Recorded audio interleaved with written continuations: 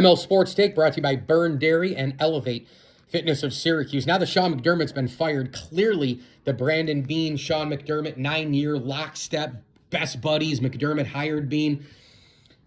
Relationship probably wasn't the same, right? And I think we saw some signs this year. And again, I'm not inside the walls like a Sal Capaccio, like a Sal Mayorano, like a lot of these Buffalo media guys. But even those people who are on the beat and all the rest, Talbot, Perino, I go on and on.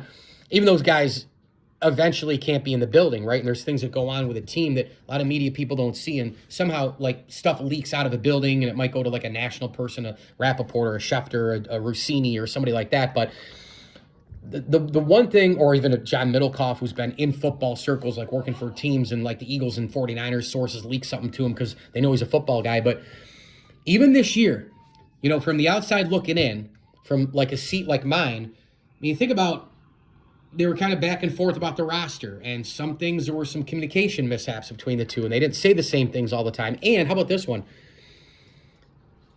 Before the game against the Jaguars, I thought it was very telling that Sean McDermott made mention not once but twice of Jakobi Meyers. I mean, he went on and on about how great of a player he was, what a difference maker he was, and he was available, and the Bills didn't get him. Now, the Bills beat the Jaguars, and they shut down Jakobi Meyers, and Sean McDermott did that, along with Bobby Babich and the defense and making plays and all the rest.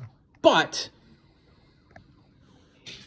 did he need to say that outside the walls? Probably not, right? And these guys, you know, Brandon Beane didn't need to say what he said with the guys at WGR. So there were a lot of things that kind of went outside the building that you didn't see before.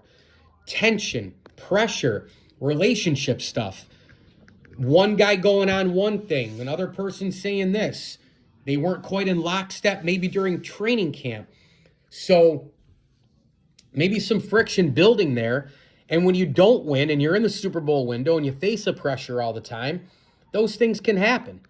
Something cracks, somebody boils over, you have another playoff loss the same way. I mean, every single year, the Bills lose in such dramatic, depressing, awful fashion that every single one of them, you could name each one of them something. And now for 9 years, they haven't been even to a Super Bowl.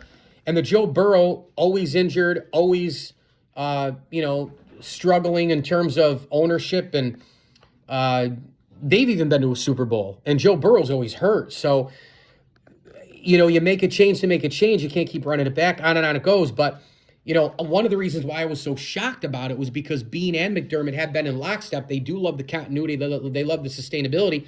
But I guess maybe it was Terry Pegula who just couldn't take it anymore. I would also love Terry Pegula to just get in front of a freaking microphone once in a while as owner of the Sabres or the Bills and just tell the fan base, I don't know, what the fuck's going on inside his brain. That'd be nice once in a while.